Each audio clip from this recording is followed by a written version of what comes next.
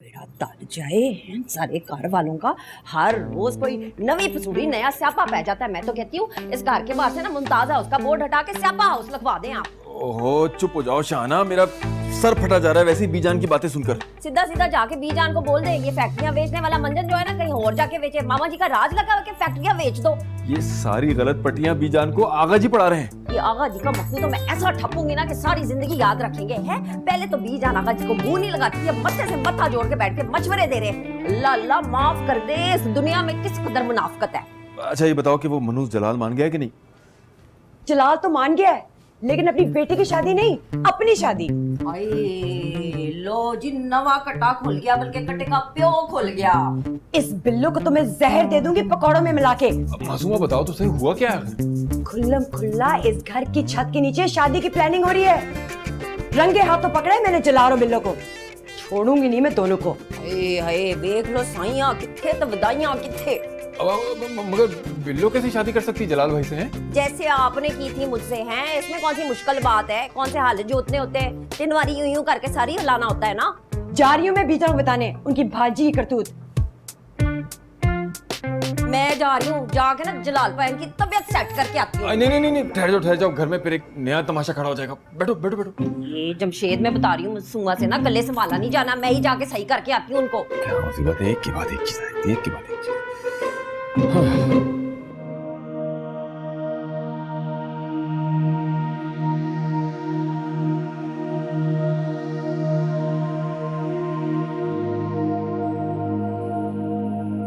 क्यों नहीं समझ रहा अरसल मेरी फीलिंग्स को? क्यों हर्ट कर रहा है मुझे बार बार? पता नहीं कैसी मोहब्बत है उसकी जिसके आगे उसे मेरी चाहत दिखाई ही नहीं दे रही।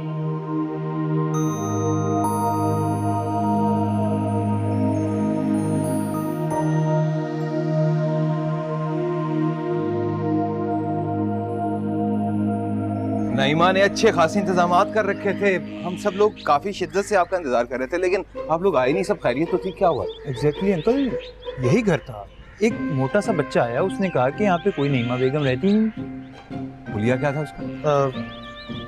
इतने इतने बाल थे, शॉर्ट्स पहने हुए थे और गोरा सा था, थोड़ा सा फ्लफी सा, मोटा सा। अरे छोड़ो साद, हो सकता है वो मोहल्ले का कोई बच्चा हो। आजकल बच्चे वैसे ही बहुत शरीर हो गए हैं। हाँ हमारे बच्चे बिल्कुल भी ऐसे नहीं है। आइए ना, नईमा कब से आपका इंतजार करिए, आ जाइए।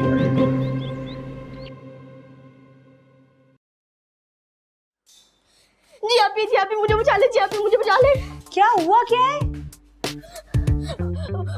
वो जो उस दिन लोग नहीं आए थे जिनको मैंने चूना लगाया था, वो लोग आज आ रहे हैं, मुझे पहचान लेंगे।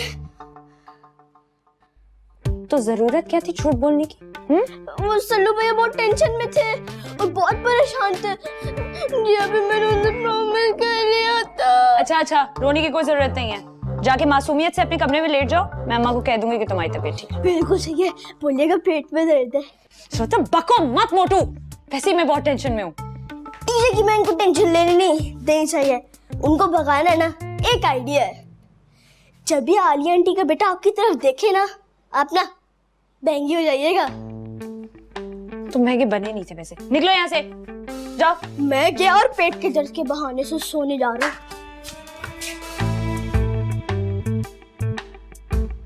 कपड़े इस्त्री करना अजाब कर दिया है, ट्राउजर किधर रखा है? तो ये कोई बड़ी बात नहीं है आपके लिए बीजान। अरसर और जिया की शादी तुड़वाना तुम्हारे लिए कोई बड़ी बात नहीं? आप बदला ले रही है मुझसे? अरे मैं कौन होती हूँ बदला लेने वाली? वो तो ऊपर है जो सबका हिसाब किताब रखता है। और वैसे भी कहते हैं ना, जैसा करोगे वैसा भरोगे। मेरा घर बर्बाद हो रहा है बीजान इस बिल्लो की वजह से। मासूमा, ईमानदारी से सच मुझे बताओ, तुमने अपने शौहर का कितना ख्याल रखा? जब से शादी हुई है शुतर बेमहार की तरह से छोड़ा हुआ है। कभी तो बोल प्यार के बोले हैं, कभी अच्छी बीवी की तरह से खिदमत की है। कितने सालों से उसका घर संभाल रही हूँ, क्या ये काफी नहीं? अक्लमंद औरतें होती है ना, घर के साथ साथ शौहर को भी संभालती हैं। मगर तुम तो हर वक्त पंचायत लगाए बैठी रहती हो, ना कभी पता किया क्या खाता है, क्या पीता है, कहाँ जाता है, कब आता है। अब बिल्लो जैसी तो अदाएं नहीं है ना मेरे पास। हाँ तो सीखो ना, आखिर को वो तुम्हारा शौहर है। मुझे नहीं पता बीजान, आप इस बिल्लो के मेरे शौहर का पीछा छोड़े। और तुम अरसल का पीछा छोड़ दोगी? शाहाना और जमशेद को मना कर दोगी कि अरसल की और किंजा की शादी नहीं हो सकती? अब आप मुझे ब्लैकमेल करेंगी? मासूमा, हर बात का उल्टा मतलब क्यों ले लेती हो तुम? अरसल और किंजा की शादी होगी, चाहे जलाल एक शादी नहीं 10 शादियां करे। अब मेरी भी ये जिद है।